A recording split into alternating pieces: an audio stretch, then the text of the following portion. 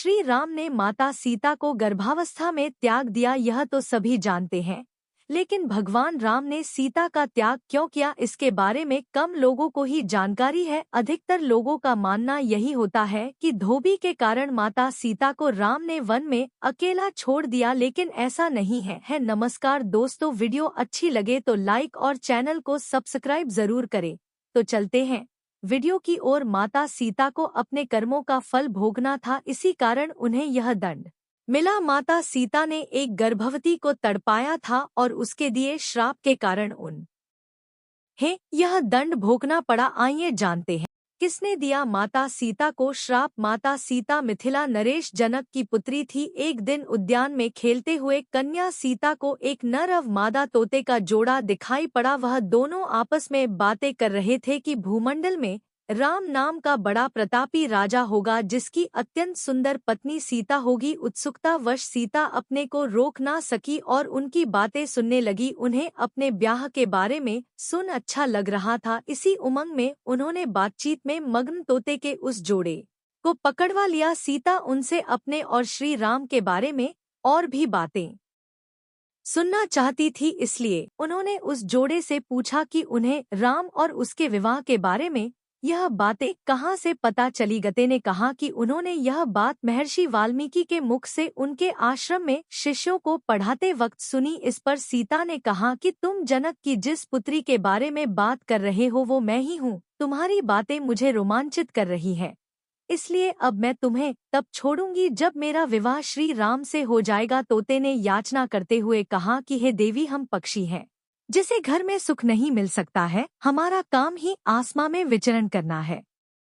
सीता ने नर तोते को आजाद कर दिया और कहा कि ठीक है, तुम सुख पूर्वक विचर, परंतु तुम्हारी पत्नी को मैं तब छोड़ेगी जब मुझे राम प्राप्त हो जाएंगे। नर तोते ने फिर गिड़गिड़ा हुए कहा, हे सीते, मेरी यह पत्नी गर्भ से है, मैं इसका वियोग सह नहीं पाऊंगा। कन्या सीता ने फिर भी मादा तोते को नहीं छोड़ा। इस पर क्रोध में आकर मादा तोते ने सीता को श्राप दिया कि जैसे तू मेरी गर्भावस्था में मेरे पति से मुझे दूर कर रही है, उसी प्रकार तुझे भी अपनी गर्भावस्था में अपने राम का वियोग सहना पड़ेगा। इतना कहते ही मादा तोते ने प्राण त्याग दिया। कुछ समय बाद उसके वियोग में स्थित नर तोते ने भी अपने प्राण त्याग दिए। जब माता सीता राम से विवाह के बाद गर्भवती हुई तो उन्हें इस श्राप का दंड भोगना पड़ा और इसी कारण गर्भावस्था में भगवान राम ने उन्हें त्याग दिया। नमस्कार दोस्तों, एक और कहानी के साथ आपका स्वागत है। तो दोस्तों, यह कहानी खत्म होने के बाद मैं एक और रोचक भरी कहानी सुनाएंगे। वीडियो को लास्ट तक देखते रहना दोस्तों। इस कहानी में कौवा, तुलसी, ब्राह्मण और फल्गु नदी व गाय को माँ सीता ने क्यों श्राप दिया था, आइए जानते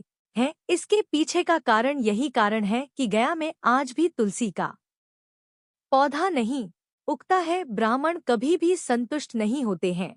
इसकी कथा बेहद ही रोचक है। आखिर बिहार के गया में क्या नहीं उगता तुलसी का एक भी पौधा? क्यों ब्राह्मण कभी संतुष्ट नहीं होता? फल्गु नदी सिर्फ नाम की नदी है। क्यों कौवा हमेशा लड़ झगड़ कर ही खा पाता है? कौवा, तुलसी, ब्राह्मण व गाय को माँ सीता ने क्यों श्राप दिया था, इसके बारे में कुछ लोग ही जानते हैं।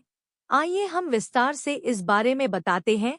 वनवास के दौरान भगवान राम, लक्ष्मण और माता सीता पितृपक्ष में श्राद्ध करने के लिए बिहार के गया धाम पहुंचे। वहां ब्राह्मण ने भगवान श्री राम और लक्ष्मण को श्राद्ध कर्म के लिए आवश्यक सामग्री जुटाने के लिए कहा। इस पर भगवान राम व लक्ष्मण नगर की ओर सामान लाने के लिए निकल पड़े। ब्राह्मण देव ने माता सीता से आग्रह किया कि पिंडदान का समय निकलता जा रहा है। यह सुनकर माता सीता की व्यग्रता भी बढ़ती जा रही थी, क्योंकि श्री राम और लक्ष्मण अब भी नहीं लौटे थे। इसी दौरान दशरथ जी की आत्मा ने उन्हें आभास कराया कि पिंडदान का वक्त बीता जा रहा है। यह जानकर माता सीता असमंजस में पड़ गई।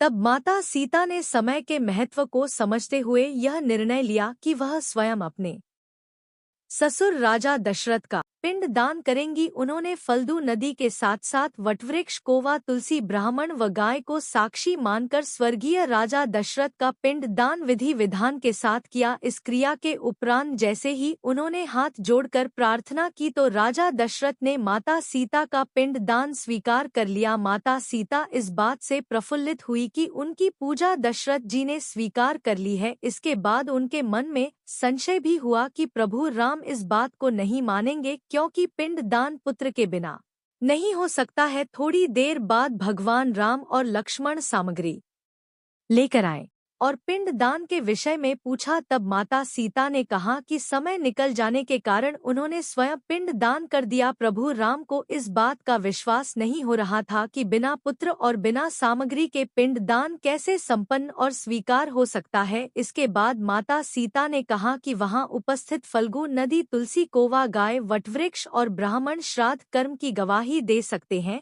भगवान राम ने जब इन सबसे पिंड दान किए जाने की बात सच है या नहीं पूछा, तब फल्गु नदी, गाय, कोवा, तुलसी और ब्राह्मण पांचों ने प्रभु राम का क्रोध देखकर झूठ बोल दिया कि माता सीता ने कोई पिंड दान नहीं किया है। वटवृक्ष ने सत्य कहा कि माता सीता ने सबको साक्षी मानकर विधि पूर्वक राजा दशरथ का पिंड दान किया है। पांचों साक्षी के झूठ बोलने पर माता सीता ने क्रोधित होकर उन्हें आजीवन श्राप दे दिया। फल्गु नदी को श्राप दिया कि वह सिर्फ नाम की नदी रहेगी, उसमें पानी नहीं रहेगा। इसी कारण फल्गु नदी आज भी गया में सूखी है। गाय को श्राप दिया कि गाय पूजनीय होकर भी सिर्फ उसके पिछले हिस्से की पूजा की जाएगी और गाय को खाने के लिए दरबदर भटकना पड़ेगा। आज भी हिंदू धर्म में गाय के सिर्फ पिछले हिस्से की पूजा की जाती है।